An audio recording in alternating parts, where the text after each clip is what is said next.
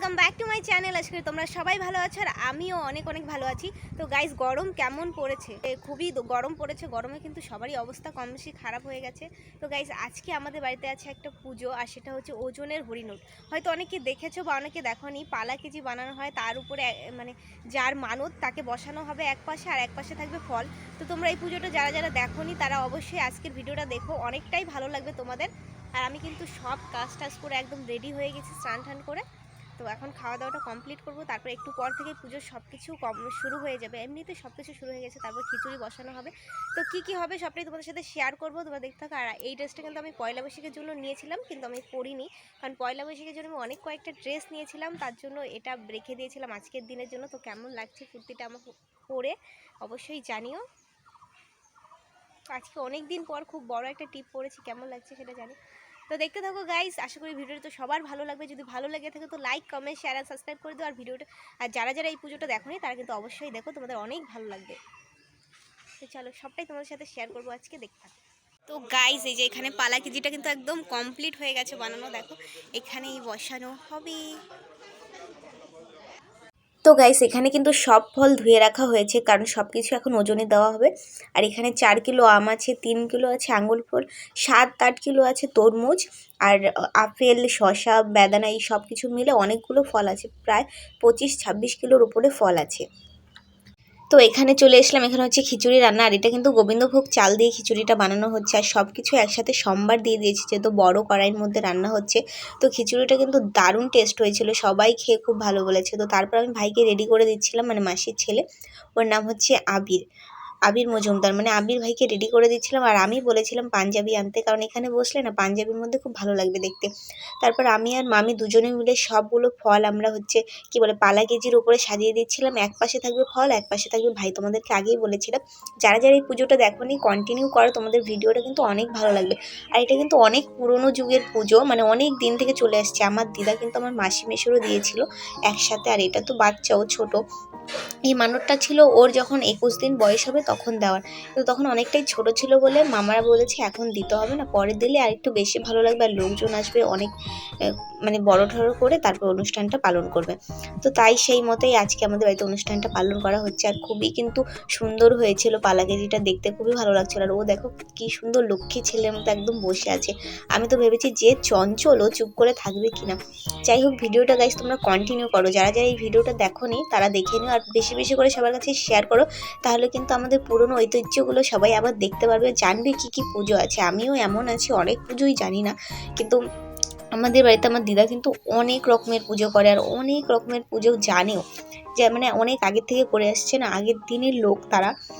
তো এইভাবে কিন্তু এখানে বসিয়ে দিয়েছে। আর পরপর কিন্তু সবাই ধান দুব্য দিয়ে আশীর্বাদ করছিল, কারণ এটা তো একটা মানে ওজনে হরিণট, হরি ঠাকুরের লোট দেওয়া হচ্ছে, তাই এরকমভাবে সবাই কিন্তু পরপর করে 5-7 জন যার যার যার মনের ইচ্ছে তাকে সবাই ওকে ফুল দুব্য দিয়ে আশীর্বাদ করতে পারে। তো তোমরা পরপর কিন্তু এইভাবে আমাদের ফ্যামিলির সবাই দিয়েছে, আমিও দিয়েছি, তোমরা দেখতে থাকো তাহলে দেখবে আমিও দিতে এসেছি।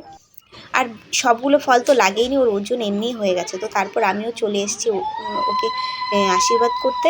যাই হোক, আমি তোর থেকে বড়ই হই, তাহলে আশীর্বাদ করতেই পারি, আর এইসব আমার খুব ভালোই লাগে করতে। তো লোক কিন্তু প্রচুর হয়েছিল, সারাদিন প্রচুর লোক এসেছিল, আর প্রচুর খাটাখাটনি হয়েছিল গাইজ। মানে ভাবতেই পারো একটা বাড়িতে পুজো হলে কতটা। তো গাইজ, তোমরা কারা কারা এইরকম পুজো দেখেছো তারা কিন্তু অবশ্যই কমেন্টে জানিও। আর আমাদের বাড়িতে কিন্তু এ নিয়ে 2-3 বার এই অনুষ্ঠানটা আমি হতে দেখলাম। মানে একবার আমার মাসির হয়েছিল, বিয়ের পরে মাসি আর মেশোকে একসাথে দিচ্ছিল, তারপরে যে এই ভাইয়ের দেখলাম। আর পাড়াতে আমি প্রায় লোককে কোনোদিনও এইসব দেখিনি পুজো দিতে, কিন্তু কয়েকজন এখন মাঝে মাঝে দেয়, আগে দেখতাম না। আমাদের বাড়িতে দেওয়ার পর অনেক কারো বাড়িতে আমি দেখেছি, কিন্তু তোমরা কারা কারা দেখেছো সেটা কিন্তু অবশ্যই জানিও। আর বাচ্চা হিসেবে কিন্তু পালা কেজিটা খুবই সুন্দর করে মামারা বানিয়েছিল, আর 3 মামা মিলে কিন্তু এই পালা কেজিটা বানিয়েছে খুবই সুন্দর করে। আর এটা কিন্তু মাসি, এই মাসিরই ছেলে, মেশো, মাসি, দিদা, মামা সবাই কিন্তু পরপর আশীর্বাদ করেছে। আর প্রদীপটা ওই গামলার মধ্যে রাখা হয়েছিল, তার একটাই কারণ প্রচুর হাওয়া। এখন তো বৈশাখ মাসের দিন, যেন চৈত্র মাস থেকেই হাওয়া স্টার্ট হয়ে যায়, মানে ঝড় বৃষ্টির দিন এখন, মানে প্রচুর হাওয়া দেয় দিনের বেলা। তো বারবার প্রদীপটা নিভে যাচ্ছিল। আর এভাবে সব কিছু হয়ে গেলে কিন্তু মাকে এভাবে আঁচল দিয়ে ঢেকে নিয়ে তারপর মানে নিয়ে যেতে হয় ঘরে। তো মাসি সেভাবে নিয়মটা বলে দিচ্ছিলো, সেভাবে নিয়ে যাচ্ছিলো। আর এখান থেকে নিয়ে গেলে আবার খিচুড়িও কিন্তু আমাদের হয়ে গেছে। মাসি নিয়ে গেল ঘরে, তারপর আমরা ফল কাটতে বসে গেছি, সরি ফল বানাতে বসে গেছি। পুজোর জিনিসকে কোনো সময় কাটতে বলা যায় না। তো আমি ফল বানাতে বসে গেছি। আর এখানে কিন্তু আমার একার দ্বারা হচ্ছিল না বলে 4-5 জন বসেছে, কারণ প্রচুর ফল ছিল, বুঝতেই পারছো। 22-23 কিলো ফল এখানে দিয়ে দিয়েছি। তো সবগুলো ফল তো আর আমার একা বানানো সম্ভব না।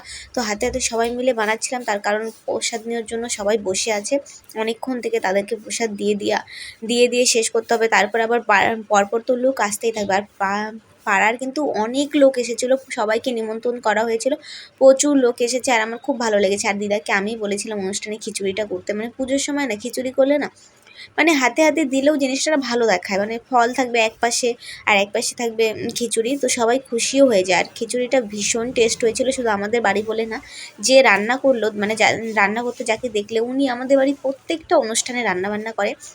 ওই যে আমার পাশে ফল বানাচ্ছে, ওনার হাতের রান্না আমার সত্যি খুব ভালো লাগে। উনি সব কিছুতেই যখন রান্না করেন, আমাদের বাড়িতে প্রতিটা অনুষ্ঠানে উনিই রান্না করে।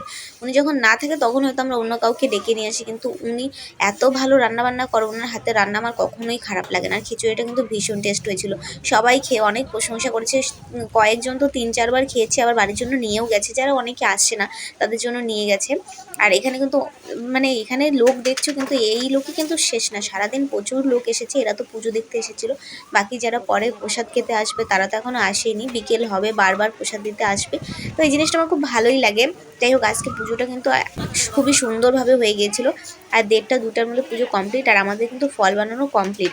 কিছুটা ফল গোটাই রেখেছিলাম, কারণ অনেক কেউ সন্ধ্যার দিকে আসবে, তো দুপুরের দিকে পুজো কমপ্লিট হয়ে গেছে, মানে গরমের দিন তো, তাই নষ্ট হয়ে যেতে পারে। তো তারপর আমার বন্ধু দুজন এসে বলে, হঠাৎ করে আমার বন্ধুদেরকে সবাইকে নিমন্ত্রণ দিয়েছিলাম, তো ওরা দুজনই এসেছে, আর বাকিরা হয়তো ব্যস্ত ছিল তাই কারণে আসতে পারেনি। যেহেতু আমি সকালে ইনভিটেশন দিয়েছিলাম, তাই ভাবছি সবাই বিকেল যেতে যেতে যদি শেষ হয়ে যায়। তো ওদের সাথে কিছু সেলফি নিলাম, আর আমি বলছিলাম আমার দ্বারা সেলফি তোলা হবে না, তোরাই তুলে দে। তো তারপর ওদের সাথে একটু আড্ডা মারলাম, ওরা খিচুড়ি প্রসাদ খেয়ে তারপর বাড়ি চলে গেল।